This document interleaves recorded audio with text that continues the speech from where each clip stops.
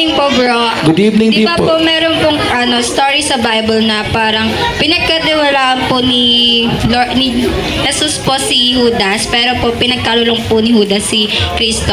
Then, yung question ko po is, bakit kung sino pa yung pinagkakatiwalaan natin, is sila po yung may sa atin, nagawan ng gano'n, masama po. Ito.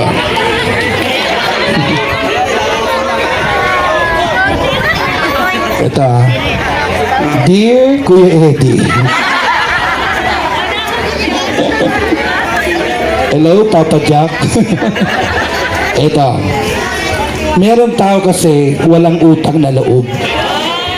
Hindi marunong tumanaw ng utang na loob at pagpapahalaga sa ginagawa ng isang tao. Tama sabi ni Kristo sa awit 109 verse 5. Ano ginanti nila kay Kristo? Nagpakain ng tinapay, nagpagaling ng may sakit, pero ano sinukli? Ipako sa cross! Biro mo, napakawalang yan itong mga tanto.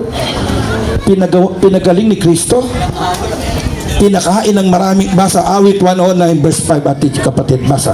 At iginanti nila sa akin ay kasamaan sa mabuti at pagtatanim sa pag-ibig ko. Alam mo, kung biro mo, ang isinukli nila sa pag-ibig ni Kristo, pagtatanim, galit, pagtitrader.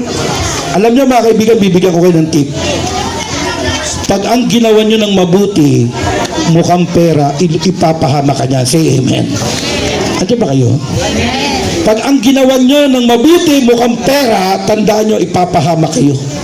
Dahil ang pag-ibig, ugat ng lahat ng kasamaan. Tama o mali? Pag-ibig sa salapi, pag-ibig sa salapi. Kaya kahit na kaibigan ka niya, pag mahal niya ang pera, itatatwa ka niyan. Katulad ni Judas, pinagpalit niya ng 30 pieces of silver si Kristo. Pag ang tao mukhang pera, ibebenta ka niyan.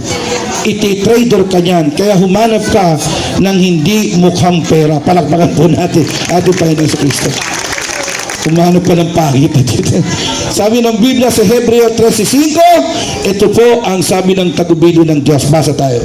Ilag kayo sa pag-ibig sa salapi. Ayan. Mga kasya kayo sa inyong tinatangkilik. Di ba totoo, Jay, kapag ikaw ay maraming pera, marami kang kaibigan, tama o mali? Opo. Pero pag wala ka ng pera, baho-baho mo na, no? Kawikaan 19:4. Pakinggan mo, kapatid na Jay. Pag marami kang pera, marami kang kaibigan, binabati ka eh. Talaga naman naka-smile. Ang layo pala, naka-smile na sa'yo. Pero pag wala ka ng pera, nakasarado na yung mga pintuan pag dumating ka. Basa tayo, ito. Ang kayamanan ay nagdadagdag ng maraming kaibigan. Ayun, tuloy. Ngunit ang dukha ay hiwalay sa kanyang kaibigan. Alam mo ba kung bakit tinrader ni Judas si Kristo? Kasi nandudugos na siya ng offering. Pag may offering, imbis na magbigay, nangungupit pa. Kaya kakakupit niya, kakupit. Kumuha pala sa clip. Amen. Ang kasalanan kasi nagsisimula sa maliit. Kaya pag sa maliit pa lang, hindi ka na napatunayang tapat. Tandaan nyo, pag dumating ang araw, hindi ka rin pagtitiwalaan sa malaki. Palakpakan po natin ang ating Panginoon sa Kristo. Sabihin nyo nga sa katabi nyo, maging tapat ka sa kaibigan. Huwag kang mukhang pera, sabihin nyo. Pwede ba pumalakpak sa Panginoon sa Kristo? Next question, wala na?